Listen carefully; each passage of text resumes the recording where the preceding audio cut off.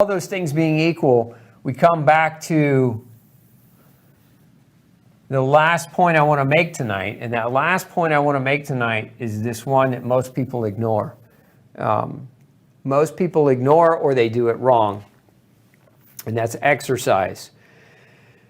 Exercise, most people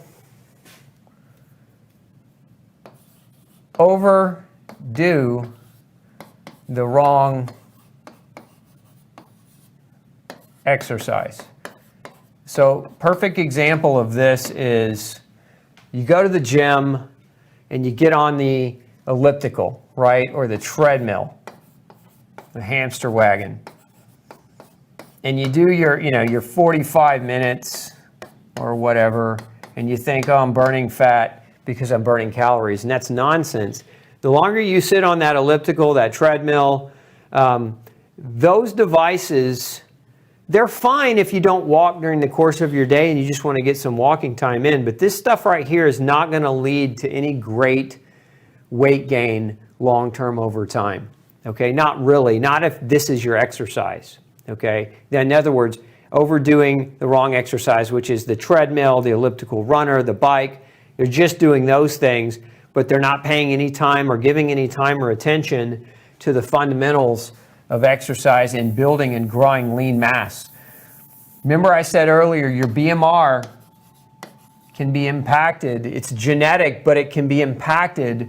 One of the things that affects your BMR is your lean mass. Lean mass is muscle. Now you don't have to be a Hulk. You don't have to be a weight, a gym rat for this. But lean mass increases how many calories your body burns at rest. So the greater degree of lean muscle mass that you can build, okay, the more calories your body's going to burn even when it's at rest. So if you don't ever do anything to help you build lean mass, and again, the cardio does not build lean mass. Cardio does not build lean mass. What builds lean mass is, very simply put, is resistance. Now, resistance training, what does that mean? Now, some forms of cardio can be resistance. So like if you do a treadmill and you're walking up an incline, or if you do an elliptical and you set the tension really high, that can be a form of resistance. And it's not to say you can't use those machines in your workout. It's just if you rely on those machines solely and you're just putzing through your workout, you're not really doing much in the way of resistance. And you're limiting where that resistance is being applied. So like if you're doing treadmill, the resistance is mostly on your quadriceps if you're setting it at an incline. Same thing with an elliptical runner, same thing with a bike. So you're predominantly working your legs, but you're not working your chest, your arms, your shoulders, your back, and your other muscles. And so you're missing out big muscle groups that might help increase your BMR by increasing their lean mass. So what do we do then to do that? So if we're eating well and our pain is reducing, okay, the first step is if you are exercise intolerant or exercise resistant because of pain, my advice to you is find a pool. Okay, find a pool and get in it and just start moving. Okay, if you're elderly and you don't have access to a pool, I usually don't support programs, but this one, Sit and Be Fit. Look, if you're really elderly and you're really struggling and you can't do much exercise at all, this is a good place to start.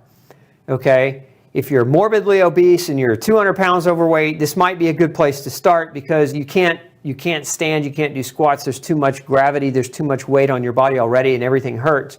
But you have to start somewhere, right? And that's the key. Remember, it doesn't matter how obese you are, it doesn't matter how much weight you have on you.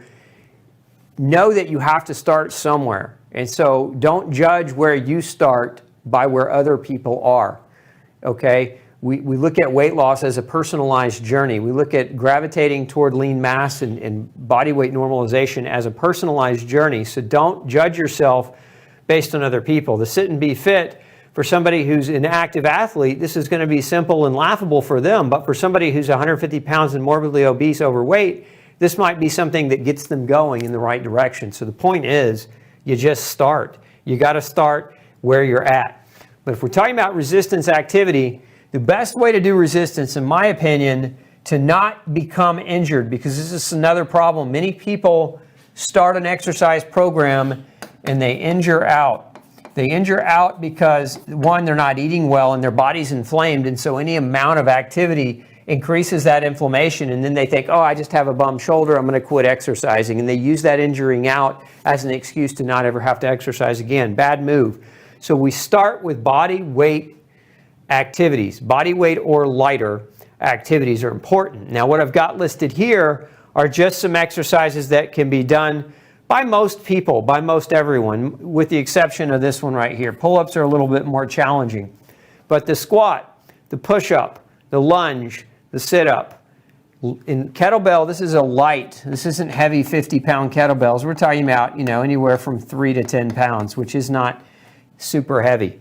Kettlebell swings, planks, jumping jacks, which you all did when you were kids, and then a jump rope. So again, very few of these require any equipment. A kettlebell you can buy at the local gym store, a jump rope as well at the local athletic store. Everything else is pretty much can be done with just your body weight. But starting here, now you may have heard me mention this in the past. I'm going to give it to you again, because I think one of the places that most people should start is right here with something called a Tabata activity or Tabata exercise. Tabata exercise is a 4-minute exercise. 4 minutes. Now, how many of you have 4 minutes? Raise your hand if you have 4 minutes in a day to give to exercise. And if you don't raise your hand, just check out of the show right now, because if you don't have 4 minutes to give yourself, I can't help you. 4 minutes. What is the pattern? The pattern of a Tabata is 20 seconds of work, 10 seconds of rest, times 4. Or rather, I'm sorry, not times 4, times 8. 8 repetitions or 8 cycles of 20 on, 10 off. That equates to 4 total minutes. And so when you're doing a Tabata, you pick one of these exercises. So for example, if we were picking a Tabata squat workout, we would do 20 seconds of squatting, then we would rest for 10 seconds. Then we would repeat 20 seconds of squats, rest for 10 seconds. We do 8 rounds that way in total. That's, again, 4 total minutes, and we're done. Okay? That's a Tabata. Now, Tabata is named after the researcher who discovered that if you did about 8 minutes of what's called high-intensity interval training daily, that is actually the most beneficial dose of exercise for the average person, is 8 minutes a day. You don't have to do 2 hours in the gym or 90 minutes in the gym. If you will just commit to 2 Tabatas 4 to 5 days a week using this pattern, 20 seconds of work, 10 seconds of rest times 8, you can take your body and you can start building lean mass. Remember, when you start building lean mass, you increase your basic metabolic rate. When you increase your basic metabolic rate, you increase the quantity of calories that you burn at rest.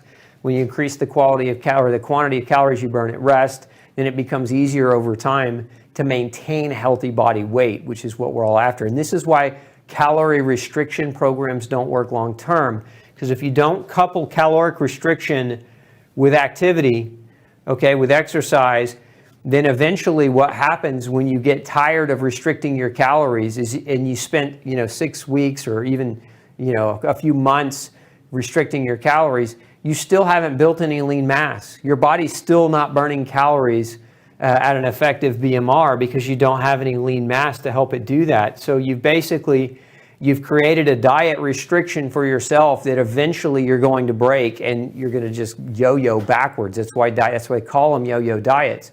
The best way to not yo-yo diet is to strategically apply all the things that we talked about tonight, all of them, from not eating foods that we know can cause excessive carbohydrate load, balancing your carb-fat protein ratio, not exposing yourself to the chemical obesogens that can act on your endocrine system, making it virtually impossible to lose weight through your hormone effects.